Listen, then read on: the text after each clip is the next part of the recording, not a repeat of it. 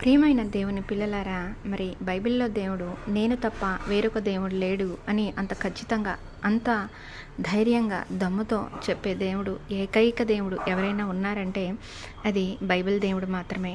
ఎందుకంటే ఈ విషయం నేను ఇంతగా చెప్తున్నాను, మనుషులుగా మనము ఏ చిన్న మన నుంచి ఎవరైనా సరే ఏదైనా క్రియేట్ చేస్తే అది ఒక దేశానికి సంబంధించింది అవ్వచ్చు, ప్రపంచానికి సంబంధించింది అవ్వచ్చు, ఒక వ్యక్తిగతంగా ఒక వ్యక్తికి సంబంధించింది అవ్వచ్చు. మనం ఏదైనా క్రియేట్ చేసేటప్పుడు అది నేను మాత్రమే క్రియేట్ చేశాను, ఆ క్రెడిట్ నాకు మాత్రమే దక్కాలి అని అనుకుంటాం కదా.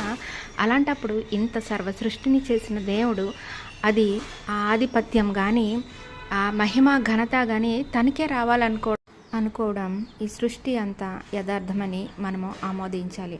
అయితే మరి ఎందుకు ఈ విషయం చెప్తున్నానంటే, కొందరు దేవతలు దేవుళ్ళు ఎలా అయ్యారో మనము ఈ వచనాలన్నీ గమనించినట్లయితే మనకు అర్థమవుతుంది. ముందుగా ఒసిరిస్ అనే దేవుడు ఎలా వచ్చాడు? ఈజిప్షియన్ పురాణంలో ఇతడు పరలోక దేవుడు, ఆది దేవత అయిన భూమి మరియు ఆకాశం తాలూకా కుమారుడట. ఈయన ఈజిప్టుకు మొదటి రాజుగా చెప్పబడతాడు. ఈయన పాత్ర ఏంటంటే మరణాంతరం జీవితం, తీర్పు, పునర్జన్మ దేవుడట. అతని సోదరుడు సెట్ హతమార్చాడు అని పురాణం చెప్తుంది. సెకండ్ది హోరస్. ఈయన ఎలా వచ్చాడంటే ఒసిరిస్ మరియు ఐసిస్ కుమారుడట. తండ్రి మరణించిన తర్వాత హోరస్ తన తండ్రికి ప్రతీకారం తీర్చుకున్నాడని ఈ కథ చెప్తుంది.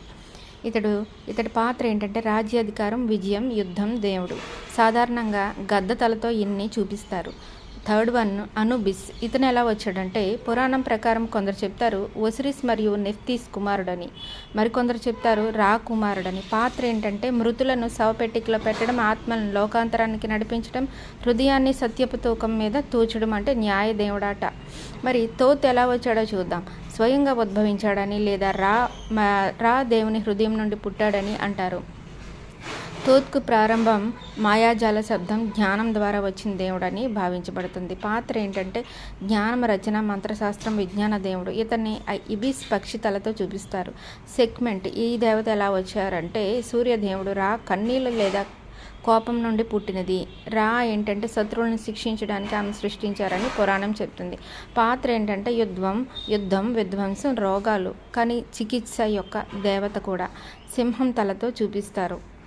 ఇవి అప్పుడు బైబిల్లో మానవులు సృష్టించిన పురాణ దేవతలు కథలు మాత్రమే. కానీ బైబిల్ ప్రకారం ఈజిప్ట్లో ఈ దేవతలను పూజించినప్పుడు కూడా అందరి మీద అధికారం యెహోవాదే.